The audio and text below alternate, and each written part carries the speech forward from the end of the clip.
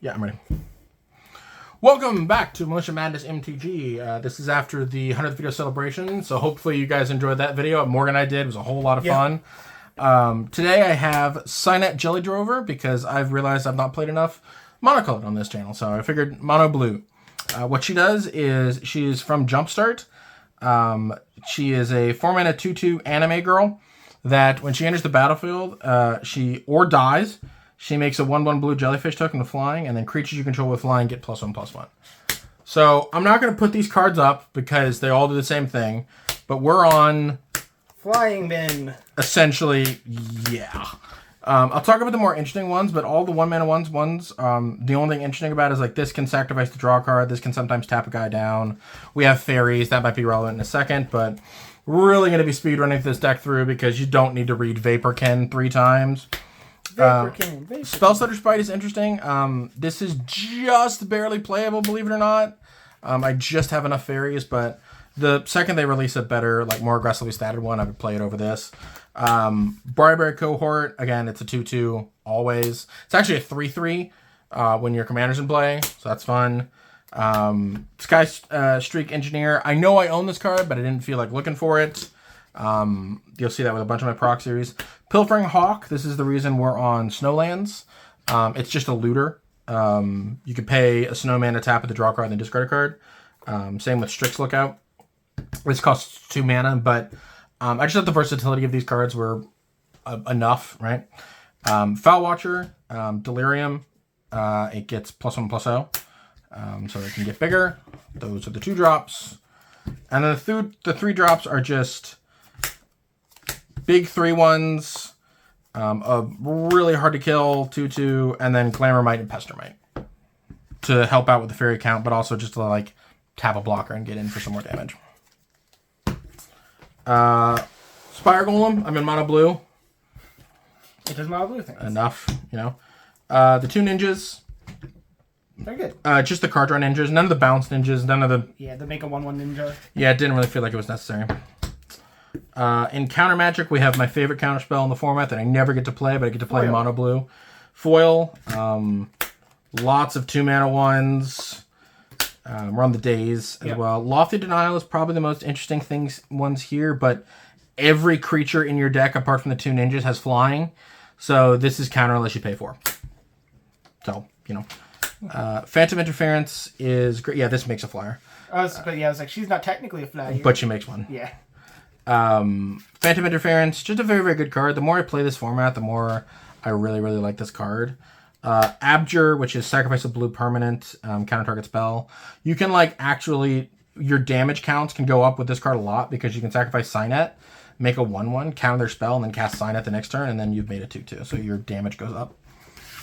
But also, sacrificing a little idiot to counter something important is just really, really good. Gataxian Probe, because we're in mono blue. Ponder Preordain, because, you know, you want to draw cards. Winged Words, this is a card I'm playing, just the card I'm trying out for the first time in this format. But again, it costs 1 less if you control a creature with flying, which in this deck is not hard to do. Draw 2 cards. So 1 to blue, draw 2 cards, 97% of the time. Yeah, it's historically been a good effect in constructed formats like Charter Course and all that. Yeah, this is Charter Course without the discard. Well, Charter Course doesn't discard a card if you attack. If you attack, yes. Yeah. Lauren Revealed, because I could. Yep. Can't get anything other than Snow-Covered Islands, but this is a deck where like sometimes you really need to hit your 4th mana. Sunken City, all blue creatures gain +1/+1, and then it has, if you do not pay blue during your upkeep, it's destroyed. But this it doesn't have Spire Golem. Correct. Buffs everything else. And then our basics are that many Snow-Covered Islands. Yeah. Sorry we're speed running, but my deck is really, really simple to understand. I was just laughing at the proxy basics, but I understand. I have this many Snow-Covered Islands, but they're in like 4 different decks, and I don't feel like disassembling 4 different decks for the freaking islands. I'm on Cave of Temptations and Captivating Cave. These are both just they're better than Island, but they have the ability to pay 4, sacrifice to put 2 +1/+1 counters on something as a sorcery, so they can help with burst. And then we're on the Cycle Dance we can play because it's mono blue, so we have a lot of access and accessibility. Sideboard. Sorry if this is going a little too fast, but My deck is very, very, very straightforward, and it doesn't really require that much explanation. Sideboard, hey, we're on blasts. Neat. And then most of our interaction in the sideboard is counter magic. So we have Dispel against the control decks. Which spell? Dispel. Okay. We have Annul for the artifacts and enchantments. We have a Negate, which is like a nice catch-all answer. And then we have 4 counter-target creature spells. I really wanted these against like the mid-range creature decks that are really, really prevalent in the format. Also against the red decks or decks that really, really care about the commander. These all read counter-target creature spell. Yeah, I wanted to play all 4 because I really couldn't, like 2 didn't feel right. And I like couldn't come up with a reason why I'd play 3 and not the 4th. I'll be honest, I didn't realize there were more than 2 of those. There are 4. Huh. This one's from Portal. Okay, that makes sense. So it's actually a sorcery that can be cast at instant speed? You'll find that my card just says instant. You know what I mean about like how like Portal cards yeah. are originally templated. And then we're on Confound and Keep Safe. These are against like the mid-range control decks. I'm going to target your creatures a bunch. You can just count it and then draw a card. We're in mono blue. You have space.